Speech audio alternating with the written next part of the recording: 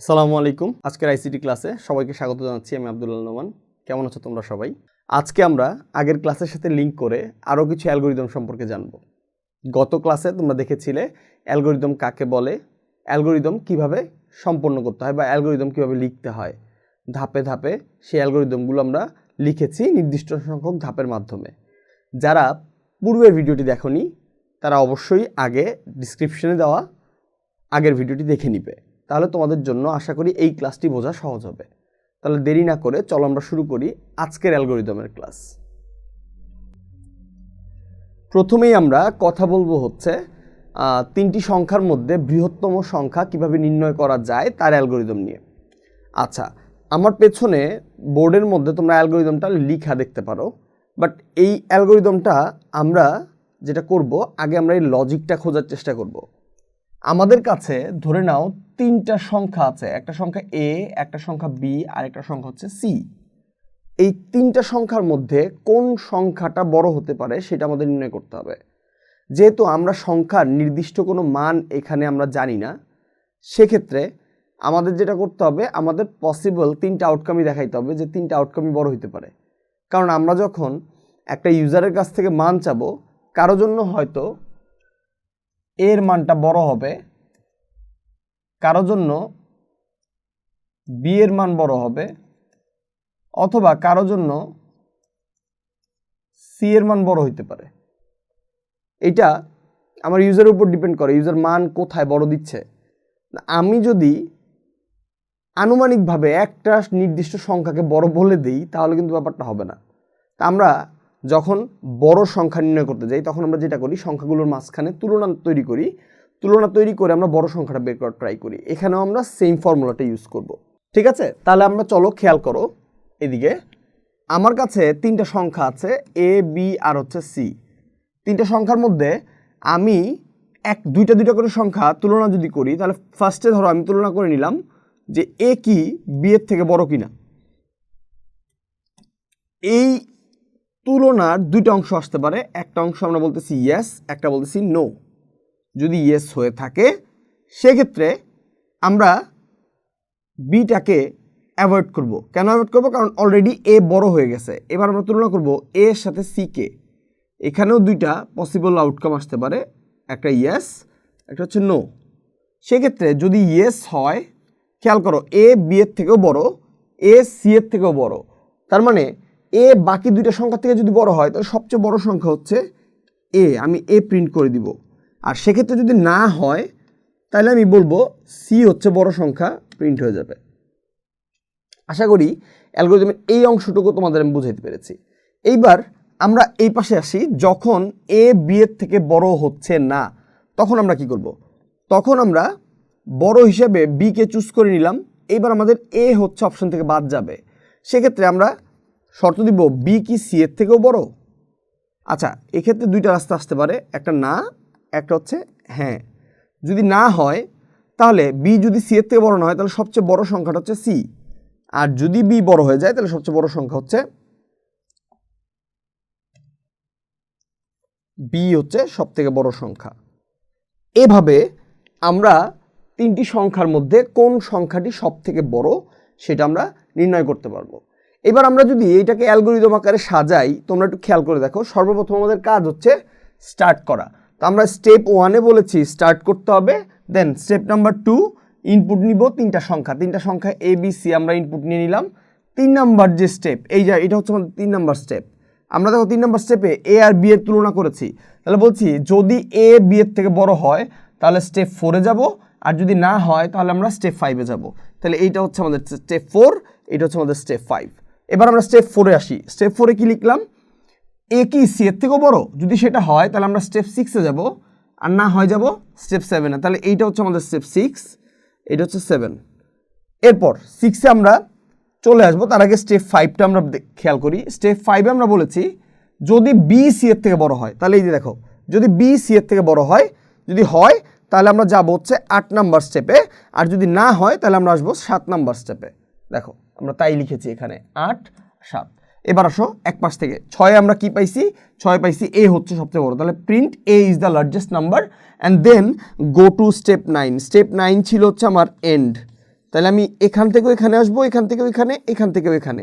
তাহলে যেখানেই আমার বড় সংখ্যা বের হয়ে যাক, আমি সেখান থেকে আমার লাস্ট স্টেপ পর্যন্তই যাব। এটাই আমরা এখানে অ্যাড করে দিয়েছি। যদি এটা অ্যাড না করতাম, আমরা আগের ভিডিওতে বলেছিলাম, আমি যদি প্রিন্ট করার পর আমি যদি গো টু স্টেপ 9 না বলে থাকি, সেক্ষেত্রে আমার 6-এর পরে 7, 8 এই ধাপগুলো প্রিন্ট হয়ে যাবে। তাহলে আমার এত পরিশ্রমের কোনো মানে রইল না। দিন শেষে এ বি সি সবাই বড় হয়ে বসে আছে। এই জন্য আমরা যদি এ বড় হয়ে যায়, তাহলে ওখান থেকে আমার প্রোগ্রাম শেষ হয়ে যাবে। এই রাস্তাটা আমার বলে দিতে হবে। এবার আসি আমরা স্টেপ নাম্বার 7। স্টেপ নাম্বার 7 আমরা পাইছিলাম সি হচ্ছে বড়, তো আমরা সেটা প্রিন্ট করছি। Print C is the largest number, then go to step 9। এরপর 8 নাম্বার স্টেপে আমরা পাইছিলাম যে বি হচ্ছে বড়, তার আমরা বলছি 8-এ print B is the largest number. এবার এইখানে আমার গো টু স্টেপ 9 বলার এই জন্য প্রয়োজন নাই, কারণ 8-এর পরে অটোমেটিক্যালি 9 আসে। এই 9 নাম্বার স্টেপ হচ্ছে আমার এন্ড। আশা করি 3টি সংখ্যার মধ্যে বৃহত্তম সংখ্যা নির্ণয়ের অ্যালগোরিদম আমি তোমাদের বোঝাতে পেরেছি। আমরা নেক্সট ক্লাসে এই অ্যালগোরিদমগুলোর ফ্লোচার্ট নিয়ে আমরা আলোচনা করব। আমি ফার্স্টে চিন্তা করেছিলাম যে আমরা অ্যালগোরিদমের পাশাপাশি ফ্লোচার্ট নিয়ে যাব, বাট আমরা ফ্লোচার্টের জন্য আলাদা একটা ক্লাস, ডেডিকেটেড ক্লাস রাখতে যাচ্ছি। সেক্ষেত্রে তোমাদের সুবিধার জন্য আমাদের সেই স্লাইডের মধ্যে আমরা এক পাশে অ্যালগোরিদম রাখবো, সেই অ্যালগোরিদমটাকে আমি সাইডে তোমাদের জন্য কীভাবে ফ্লোচার্ট আকারে কনভার্ট করতে হয় সেটা আমি দেখাই দিব, যাতে তোমাদের কনফিউশন ক্রিয়েট না হয়। ঠিক আছে, চলো আমরা পরের অপশনটাতে যাই। পরের অ্যালগোরিদমটা হচ্ছে সহজ জিনিস, 3টি সংখ্যার মধ্যে ক্ষুদ্রতম সংখ্যা। আমরা একটু আগে বৃহত্তম সংখ্যা বের করছি, এবার আমরা ক্ষুদ্রতম সংখ্যা বের করব। বাট আজকে আমরা এটা বের করব না, কারণ এটা হচ্ছে তোমাদের জন্য হোমওয়ার্ক থাকবে। তোমরা বাসায় এটা ট্রাই করবা। বাসায় ট্রাই করে যদি তোমরা সফল হও, তোমরা চাইলে অ্যান্সারটা মিলাই দেখতে পারো। আমরা আমাদের এই আজকে থেকে প্রত্যেকটা ভিডিওতে আমরা ডিসক্রিপশন বক্সে আমাদের স্লাইডগুলোর পিডিএফ তোমরা পাবা। তাহলে তোমাদের সুবিধার্থে আমরা এই নোটগুলো পিডিএফ আকারে তোমাদেরকে দেওয়ার চেষ্টা করছি। ঠিক আছে, ওকে। তাহলে এইটা আমরা স্কিপ করে যাচ্ছি। আমরা দেখব একটা সাল কখন অধিবর্ষ হয়। আচ্ছা, অধিবর্ষ বা লিপ ইয়ার, একটা সাল, একটা বছর কখন লিপ ইয়ার হয় সেটা সম্পর্কে আমরা আলোচনা করব। তোমরা অনেকেই জানো, তোমরা পড়ছো যে একটা সালকে 4 দিয়ে ভাগ করলে যদি ভাগশেষ 0 আসে, সেক্ষেত্রে সে লিপ ইয়ার হয়। বাট আমরা এখানে একটু ডিফারেন্ট ওয়েতে চিন্তা করব। শুধু 4 দিয়েই ভাগ করা যায় ব্যাপারটা এরকম না, শর্তগুলো হচ্ছে আরও কিছু শর্ত আছে এখানে। তাহলে এখানে আমাদের টোটাল 2টা শর্ত কাজ করবে। ফার্স্ট অফ অল আমরা একটা সাল চুজ করে নিলাম ওয়াই। এই সালকে যদি আমরা 400 দিয়ে ভাগ করি, প্রথম কথা হচ্ছে 400 দিয়ে ভাগ করলে ভাগশেষ যদি 0 পাওয়া যায়, তাহলে আমরা বলবো এটা হচ্ছে লিপ ইয়ার। আর যদি না পাওয়া যায়, তাহলে আমাদের হতাশ হওয়ার কিছু নাই। আমরা এবার ওই সালটাকেই 4 দিয়ে ভাগ করব, একই সাথে ওই সালটাকে আমরা 100 দিয়েও ভাগ করব। 4-এর জন্য ভাগশেষ আসবে 0, আর 100 দিয়ে ভাগ করলে ভাগশেষ 0 আসা যাবে না। দেখো আমরা এখানে একটা চিহ্ন ব্যবহার করেছি, এই চিহ্নটাকে বলা হয় হচ্ছে নট। তাহলে নট ইকুয়াল 0, তার মানে আমরা চাচ্ছি 100 দিয়ে ভাগ করলে সালটা 0 আসবে না। যদি এরকম হয়, তাহলে আমরা ওই সালটাকেও বলবো হচ্ছে লিপ ইয়ার। আর যদি না হয়, তাইলে আমরা বলবো যে আমাদের আর কিছু করণীয় নাই, তোমার লিপ ইয়ার হওয়ার ক্ষমতাও নেই।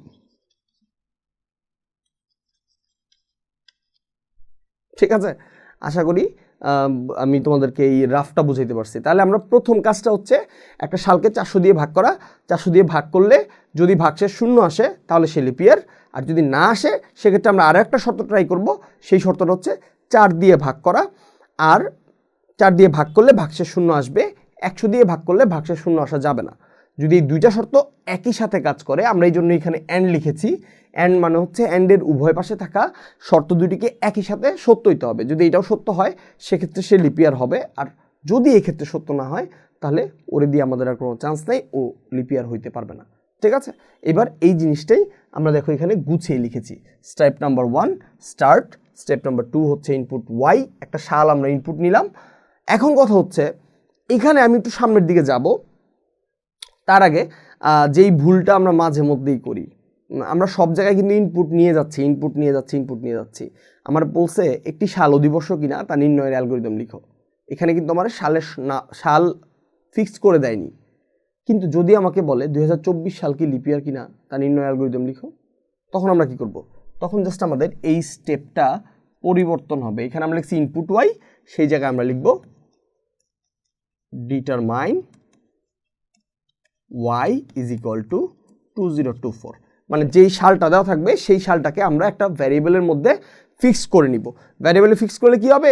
তাহলে আমাদের পরবর্তীতে ওই সালকে নিয়ে আর কথা বলতে হবে না, আমরা ভ্যারিয়েবল নিয়েই কাজ করতে পারবো। আমরা কিন্তু শুরুর দিকেই বলেছিলাম প্রোগ্রামে কোনো কিছু নিয়ে কাজ করতে হলে সেটা অবশ্যই একটা চলকের মধ্যে রাখতে হয়, কারণ চলকে না রাখলে চলকটা হচ্ছে আমার মেমোরিতে সংরক্ষণের জায়গা। তাহলে আমি যদি সেখানে সংরক্ষণ না করি তাহলে এটা নিয়ে আমি বারবার কাজ করা আমার জন্য টাফ হয়ে যাবে। ঠিক আছে, এবার আসি আমরা। এরপর স্টেপ নাম্বার 3 আমি যেটা করছি, এখানে দেখো 400 দিয়ে ভাগ করছি। If Y is Y modulus 400 is equal to হচ্ছে 0, then go to step 5, else হচ্ছে গো টু স্টেপ 4। ওকে, দেন আমরা কি করলাম? স্টেপ নাম্বার 4-এ আসলাম। স্টেপ 4-এ আমরা বলতেছি যে if Y module 4 is equal 0, মানে 4 দিয়ে ভাগ করতেছি, ভাগশেষ 0 আসবে। 100 দিয়ে ভাগ করলে ভাগশেষ যদি 0 না আসে দেন আমরা স্টেপ 5-এই যাব, আর যদি তাতেও কাজ না হয় তাহলে আমরা স্টেপ 6-এ চলে যাব। এবার আমরা স্টেপ 5-এ কি লিখতেছি? স্টেপ 5-এ আমরা বলতেছি প্রিন্ট লিপ ইয়ার। আমরা দেখুন এডি করছিলাম, এই শর্ত দুইটাই যখন সত্য হয়েছে তখন আমরা লিপ ইয়ারে যে পৌঁছাইছি, আর যখন এটা না হয় তখন আমরা ফাইনালি বলছি print not leap year and then হচ্ছে এন্ড। আশা করি তোমরা অ্যালগরিদমটা বুঝতে পেরেছ কিভাবে একটা অধিবর্ষ নির্ণয় করা যায়। ঠিক আছে, এরপর আমরা পরবর্তী অ্যালগরিদম আসি। খুব ইম্পর্ট্যান্ট একটা অ্যালগরিদম। হ্যাঁ, আমাদের মাঝে মধ্যে এটা আমরা কলেজের পরীক্ষাতে আমরা এটা দেখতে পাই। বোর্ড পরীক্ষাতে যদিও এসেছে মাঝে মাঝে, বাট বেশিরভাগ সময় কলেজের পরীক্ষাতে এই অ্যালগরিদমটা ব্যবহার করে স্যাররা। সেটা হচ্ছে লসাগু নির্ণয়। দুইটি ধনাত্মক সংখ্যার লসাগু নির্ণয়ের অ্যালগরিদম, বা দুইটি ধনাত্মক পূর্ণ সংখ্যার লসাগু নির্ণয়ের অ্যালগরিদম। আমরা অ্যালগরিদমটা দেখব, তার আগে আমাদের একটু লসাগু কীভাবে বের করতে হয় এটা নিয়ে আমাদের আলোচনা করা দরকার। তোমরা অনেকেই জানো লসাগু আমরা কীভাবে ব্যবহার করি।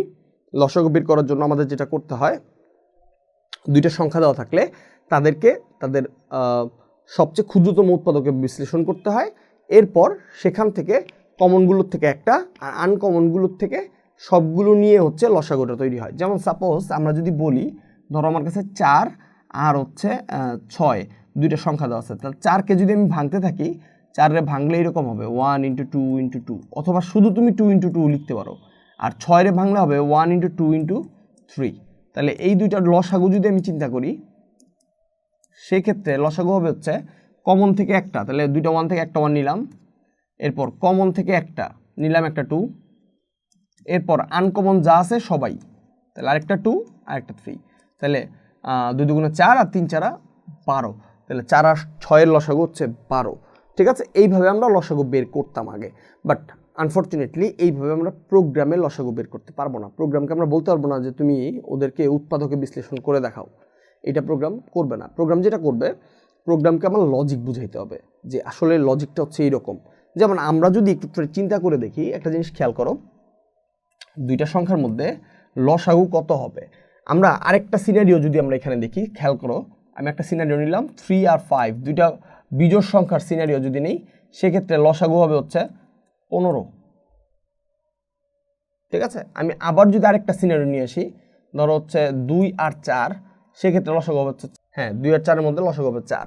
আবার একটু খেয়াল করে দেখি, আমরা যদি ব্যাপারটা এরকম করি, একটা জোড় আর একটা বিজোড়, সেক্ষেত্রে দেখো 6। আমরা কয়েকটা জিনিস খেয়াল করো, আমরা 4 আর 6 দুইটা জোড় সংখ্যা নিয়েছিলাম, লসাগু এসেছে বড় সংখ্যা, মানে অনেক বড়, তাদের থেকে বড়। 3 আর 5-এর লসাগু হচ্ছে 15, 2 আর 4-এ হচ্ছে 4, 2 আর 3-এ হচ্ছে 6। এইটা বোঝানোর পেছনে কারণ হচ্ছে, তোমরা যদি প্রত্যেকটা সিনারিও খেয়াল করে থাকো, তাহলে সিনারিওগুলো হচ্ছে এরকম, দুইটা সংখ্যার লসাগু হয় তাদের মধ্যে বড় সংখ্যাটা হবে, অথবা তার থেকেও বড় হইতে পারে। এইটা হচ্ছে একটা কেস।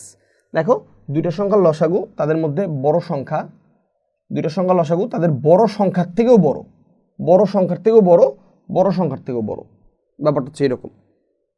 তাহলে এখানে আমি যেটা বলতে যাচ্ছি সেটা হচ্ছে যে আমরা এইটা একটা কনসিডারেশন হিসেবে রাখবো। আরেকটা ফ্যাক্ট হচ্ছে, প্রত্যেকটা জায়গায় যদি তুমি খেয়াল করো, লসাগুকে ওই সংখ্যাগুলো ধরে ভাগ করলে অবশ্যই তারা নিঃশেষে বিভাজ্য হবে। এটা আমাদের মনে রাখতে হবে যে লসাগু, কোনো দুইটা সংখ্যার লসাগু সেই দুইটা সংখ্যা দ্বারা অবশ্যই নিঃশেষে বিভাজ্য। এই দুইটা কনসেপ্ট মাথায় রেখে আমরা লসাগুটা বের করব। তাহলে আমাদের কাজটা কেমন হবে, আমরা দুইটা সংখ্যা নিয়ে নিলাম এক্স আর ওয়াই। এবার আমরা একটু কম্পেয়ার করব এক্স কি ওয়াই থেকে বড় কিনা। এটার অ্যান্সার দুইটা হইতে পারে, ইয়েসও হইতে পারে, নো হইতে পারে। যদি ইয়েস হয় সেক্ষেত্রে আমরা একটা চলক নিব লসাগুর জন্য এল এর মান হবে এক্স, আর যদি না হয় তাহলে এল এর মান হবে হচ্ছে ওয়াই। ব্যাপারটা হচ্ছে আমরা দুইটা সংখ্যার মধ্যে বড় সংখ্যাটা টার্গেট করছি, যেই সংখ্যাটা বড় আসছে তাকে আমরা লসাগুর ইনিশিয়াল ভ্যালু হিসেবে রাখছি। ইনিশিয়াল ভ্যালু যদি না রাখি তাহলে আমি লসাগুকে সংখ্যা দিয়ে নিঃশেষে বিভাজ্য করার অপশনটা ট্রাই করতে পারবো না, এই জন্য লসাগুর একটা ইনিশিয়াল ভ্যালু আমি নিয়ে নিছি। ওকে ফাইন, এইবার আমাদের কাজ হচ্ছে আমরা একটা কমন গ্রাউন্ডে ফেরত আসলাম। এবার আমরা মূল শর্তটা দেব। শর্তটা কি, আমার লসাগু সে কি সংখ্যাগুলো দিয়ে বিভাজ্য কিনা, লসাগু কি এক্স দিয়ে বিভাজ্য এবং লসাগু কি ওয়াই দিয়ে বিভাজ্য কিনা। যদি দুইটা কথা একসাথে সত্য হয় তাহলে আমরা বলবো লসাগু বা এলসিএম, এলসিএম মানে হচ্ছে লিস্ট কমন মাল্টিপল, এইটা হচ্ছে আমার এল। আর যদি না হয় তাহলে আমরা বলছি লসাগু হবে হয় বড় সংখ্যাটা, আমরা অলরেডি বড় সংখ্যাটাকে এল এর মধ্যে রেখে দিছি, আর না হইলে তার থেকেও বড়, তার মানে লসাগুর মান আমার বাড়ায় বাড়ায় চেক করতে হবে। তাইলে আমার জন্য এখানে যেটা কাজ করতে হবে, এল এর মান আমি এক ধাপ করে বাড়াবো এবং আমরা আগের স্টেপে ফেরত যাব। এই যে আমরা যতক্ষণ কাজ না করবো এই জায়গাটাতে ঘুরতেই থাকবো, না হবে মান বাড়াবো ঘুরবো, মান বাড়াবো শর্ত চেক করবো, মান বাড়াবো শর্ত চেক করবো। এই কাজটাকে বলা হচ্ছে লুপ। লুপ শব্দের অর্থ হচ্ছে পুনরাবৃত্তি ঘটানো বা একই কাজ বারবার করা। সামনে আমরা যখন ধারার অ্যালগরিদম নিয়ে কথা বলবো তখন হচ্ছে আমরা লুপ সম্পর্কে আরও বিস্তারিত জানবো। ঠিক আছে, এবার আসি আমরা পুরো ব্যাপারটা বুঝে গেছি।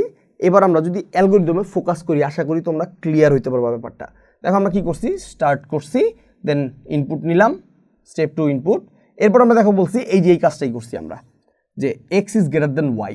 If X is greater than Y then L is equal to X, else L is equal to Y. তার মানে দুইটা সংখ্যা এক্স আর ওয়াই এর মধ্যে আমরা তুলনা করছি, যেই সংখ্যাটা বড় সেটাকে আমরা এল এর মধ্যে রেখে দিছি। সুন্দর কথা একেবারে।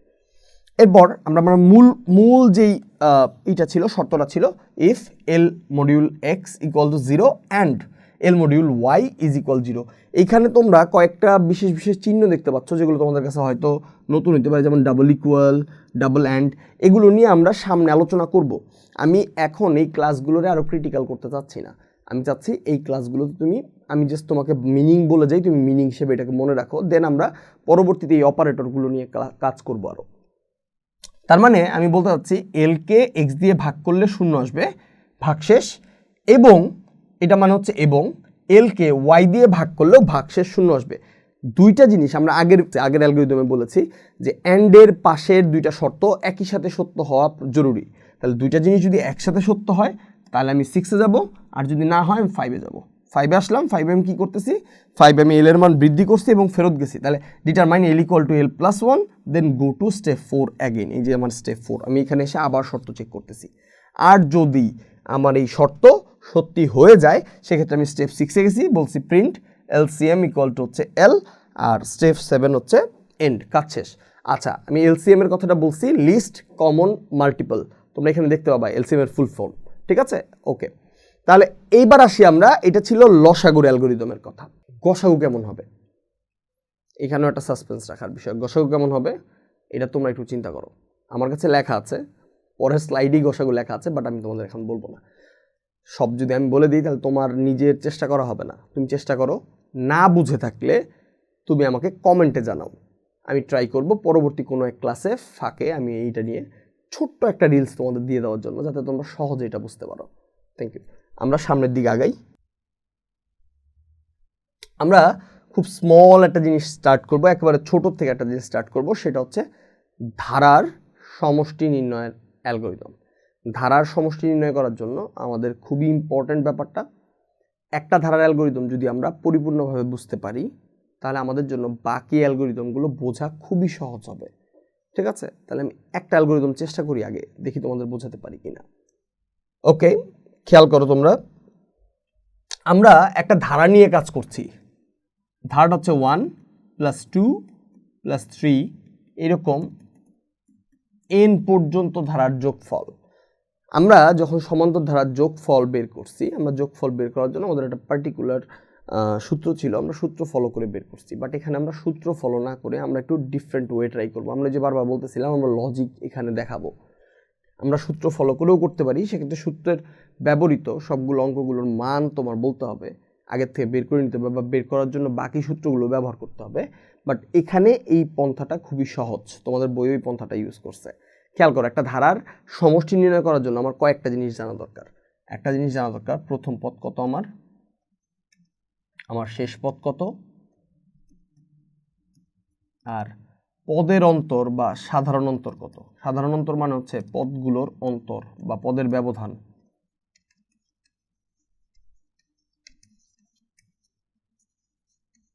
ব্যাস, এই কয়েকটা জিনিস যদি আমরা আইডেন্টিফাই করে ফেলি তাহলে আমাদের কাজ শেষ। এবার সে আমরা প্রথম পদ, আমাদের প্রথম পদ হচ্ছে 1, তাহলে আমরা প্রথম পদকে একটা চলক হিসেবে আইডেন্টিফাই করলাম আই এর ভ্যালু হচ্ছে 1। শেষ পদ হচ্ছে আমাদের বলা আছে এখানে এন যেহেতু বলা আছে, আমাদের নির্দিষ্ট কোনো মান এখানে বলে দেয়নি যে আমাদের শেষ পদের মান কত হবে। এই জন্য আমরা যেটা করব, আমরা শেষ পদের মানে আমরা এনের মানটা হচ্ছে আমরা ইনপুট থেকে নিয়ে আসব। ঠিক আছে, এনের মান ইনপুট থেকে আসবে। এবার কথা হচ্ছে পদের অন্তর। দেখো প্রত্যেকটা পদ, একের পরে হচ্ছে দ্বিতীয় পদ 2, দ্বিতীয় পদের পরে তৃতীয় পদ হচ্ছে 3, তার মানে প্রত্যেকবার ধারাটা হচ্ছে 1 করে করে বৃদ্ধি পাইছে। তাহলে আমরা যদি ধারার মান বাড়াইতে চাই তাহলে আয়ের সাথে 1 যোগ করলে আমার হচ্ছে কি হবে, মান বাড়তে থাকবে। এখন কথা হচ্ছে আমার কাজটা হবে কিভাবে, খেয়াল করো, আমরা আয়ের মান জানি, শেষ পদ জানি, আরেকটা জিনিস আমাদের দরকার, সেটা হচ্ছে আমাদের যোগফল আমরা শুরুতে 0 ধরে নিব। কেন 0 ধরে নিব, কারণ আমরা হচ্ছে শুরুতে এখন যে অবস্থায় আছি এই অবস্থায় আমরা এখনো যোগফল শুরু করিনি। বাট একটা চলকের যদি ইনিশিয়াল ভ্যালু আমি না দিয়ে রাখি তাহলে সে যোগ করতে পারবে না। এই জন্য যোগ করার জন্য ইনিশিয়াল ভ্যালু হিসেবে আমি 0 ধরে নিয়েছি।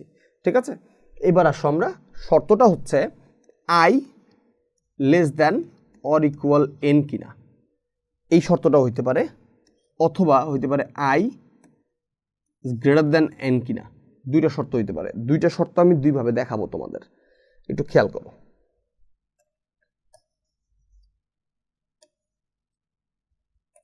যখন আমি এই শর্তটা ক্লিক করাবো তখন আমার রাস্তাটা হবে এরকম,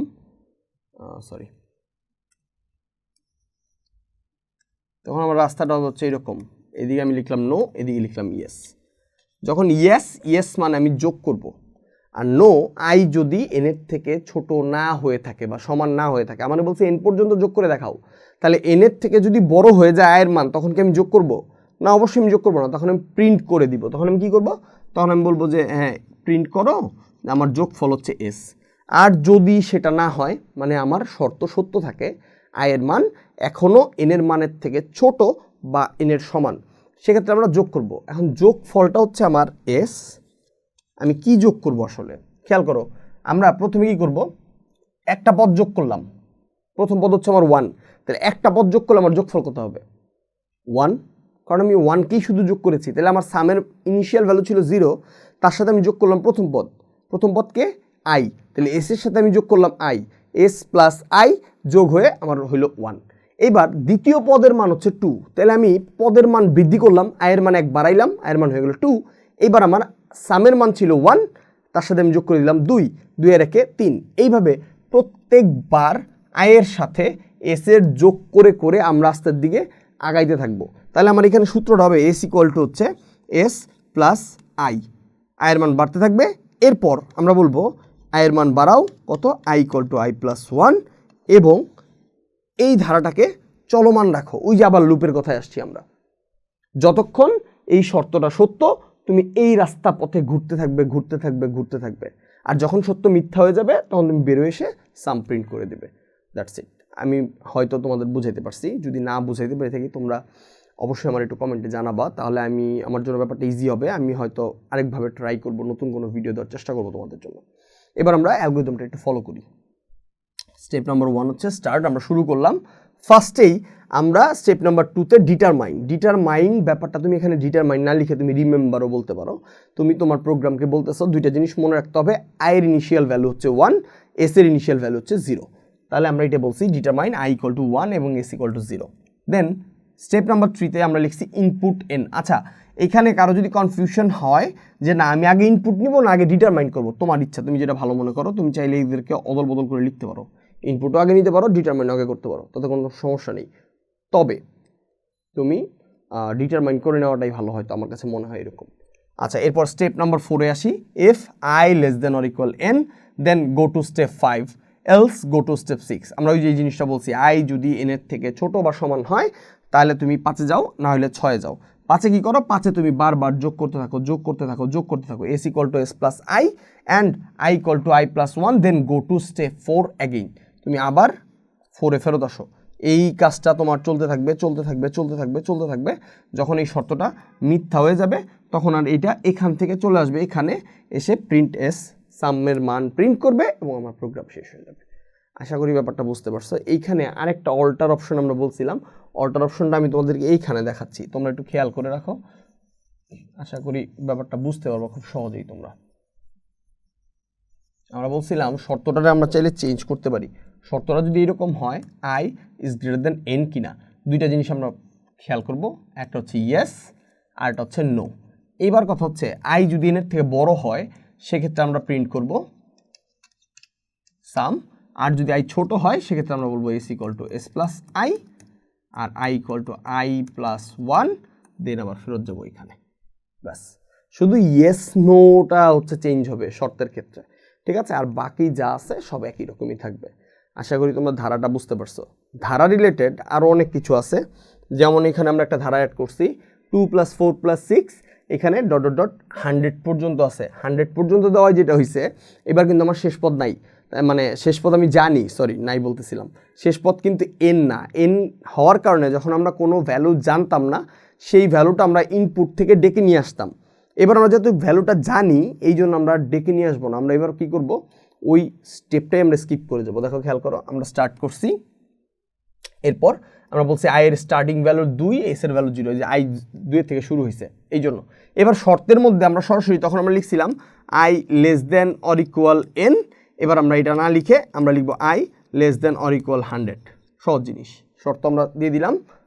যদি এটা হয় তাহলে স্টেপ 4-এ যাও, না হলে স্টেপ 5-এ যাও। স্টেপ 4-এ এসে কী করছি আমরা, যদি এটা সত্য হয়, এটা ইয়েস হইলে আমরা s ইকুয়াল টু আগের মতো s প্লাস i আর i ইকুয়াল টু এবার i প্লাস 2। 2 কেন, 2-এর পরে 4, 4-এর পরে 6, 2 করে বাড়তেছে সব জায়গায়, এবং এটা রিপিট করো।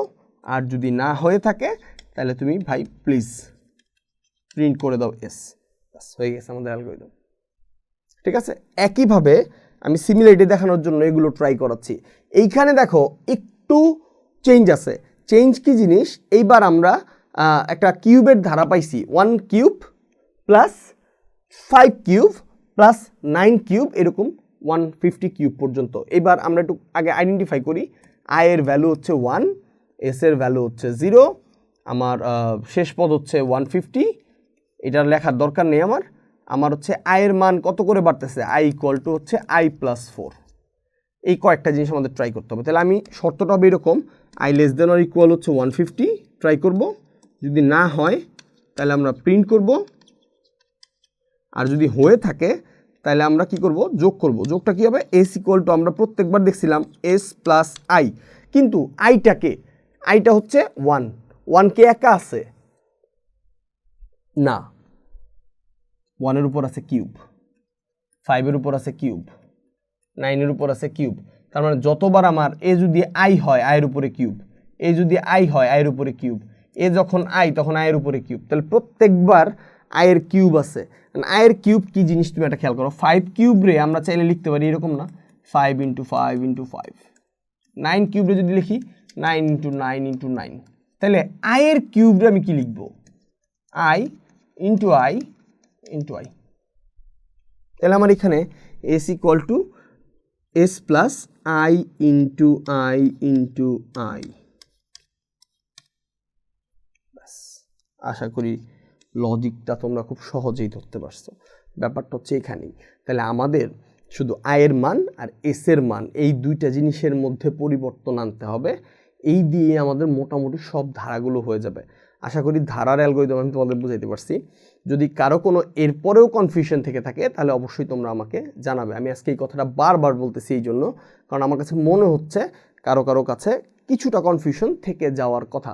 যদি থেকে যায় সেক্ষেত্রে তোমরা অবশ্যই আমাকে নক করবা, আর বেশি বেশি প্র্যাকটিস করতে হবে। ম্যাথমেটিক্যাল ব্যাপারটাই হচ্ছে প্র্যাকটিসের বিষয়। প্র্যাকটিস না করলে আমরা ম্যাথে আসলে পারফেক্ট হওয়া পসিবল না। এরপর আমরা একটু সামনের দিকে যদি যাই, খেয়াল করো এখানে আমরা আরেকটা আলাদা জিনিস নিয়ে কথা বলতেছি। আলাদা জিনিসটা কি জিনিস? ফ্যাক্টোরিয়াল। ফ্যাক্টোরিয়াল কি জিনিস তোমরা জানো? ফ্যাক্টোরিয়াল তোমরা পড়ছো, এই যে এরকম একটা চিহ্ন, আমি দেখো চিহ্নটাও দিয়ে দিছি, এই যে বলে 5 ফ্যাক্টোরিয়াল কত? 5 ফ্যাক্টোরিয়াল মানে হচ্ছে এটা কাইন্ড অফ একটা সমান্তর ধারার গুণফলের মতো। আমরা যদি বলি 5-এর 5 ফ্যাক্টোরিয়াল কত? 5 ফ্যাক্টোরিয়াল হচ্ছে 5 × 4 × 3 × 2 × 1। তাহলে হিসাব করে যদি তুমি দেখো, হিসাব করলে তোমার হচ্ছে 120 আসে মনে হয় প্রবাবলি। যাই হোক, তাহলে আমরা যেটা করবো ওই ফ্যাক্টোরিয়াল বের করার জন্য আমরা জাস্ট ওই সমান্তর ধারার যেখানে যোগফল ছিল সেই যোগফলটারই আমরা গুণফল আকারে ট্রাই করব। কীরকম গুণফল আকারে ট্রাই করব?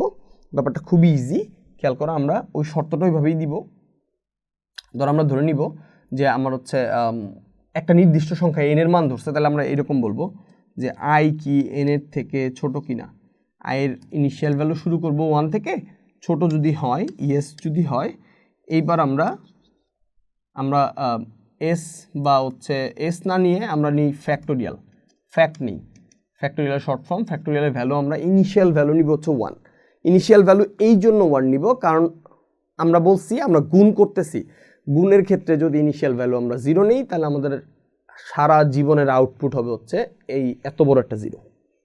এত বড় একটা 0তে না আছে, আমরা আগের থেকে এই জন্য গুণফলটার ইনিশিয়াল ভ্যালু নিয়ে নিব 1 নিয়ে। এবার আমরা কি করব? আমরা তখন লিখছিলাম sum equal to sum plus i, তাহলে সেই হিসাবে এখানে হয় fact equal to fact plus i, কিন্তু আমরা প্লাস আই না করে আমরা ইনটু আই করে দেব গুণফল। তাহলে আমাদের বাকি হিসাব নিকাশ শেষ। দেখো আমরা এইটাই করছি। Start determine I equal to 1, fact equal to 1। এরপর আমরা যে সংখ্যার ফ্যাক্টোরিয়াল বের করতে যাচ্ছি সেই ফ্যাক্টোরিয়ালটা আমরা n হিসেবে অ্যাসাইন করে নিচ্ছি সেই সংখ্যাটাকে। দেন আমরা শর্ত দিচ্ছি i less than or equal n কিনা। যদি সেটা হয় তাহলে স্টেপ 5-এ যাও, না হলে 6-এ যাও। 5 এসে আমরা কি করছি? Determine fact equal to fact into i। ওই যে আমরা বলছি আমরা বারবার গুণ করব, এবার গুণফল বের করব এবং i এর মান 1 করে বাড়িয়ে স্টেপ 4-এ ফেরত যাব। চলতে থাকবে এটা। আর যখন তোমার i এর মান n এর থেকে বড় হয়ে যাবে তখন আমরা ফ্যাক্টোরিয়ালের লাস্ট যেই ভ্যালু সেই ভ্যালুটা প্রিন্ট করে দিব, আমাদের কাজ শেষ। তাহলে এই ছিল আমাদের বাকি সংখ্যাগুলোর বা বাকি সমস্যাগুলোর অ্যালগরিদমের ক্লাস। আশা করি তোমাদের ভালো লেগেছে। যদি ক্লাসটি ভালো লেগে থাকে অবশ্যই বন্ধুদের সাথে শেয়ার করবে। আর পরবর্তী আপডেট পেতে আমাদের চ্যানেলটিকে অবশ্যই একটু সাবস্ক্রাইব করে রাখো এবং বেল আইকনটি ক্লিক করে রাখো, যাতে চ্যানেলের নতুন ভিডিও আপলোড হতেই তোমরা হচ্ছে নোটিফিকেশন পেয়ে যাও। আমাদের এই চ্যানেলটি আমরা সম্পূর্ণ হচ্ছে একাডেমিক পারপাসে এবং অ্যাডমিশন পারপাসের বেসিসে আমরা কাজ করে যাব। আশা করি তোমাদের ভালো লাগবে। দেখা হবে ইনশাল্লাহ পরবর্তী ভিডিওতে। সবাই ভালো থাকো, সুস্থ থাকো। আল্লাহ হাফেজ, আসসালামু আলাইকুম।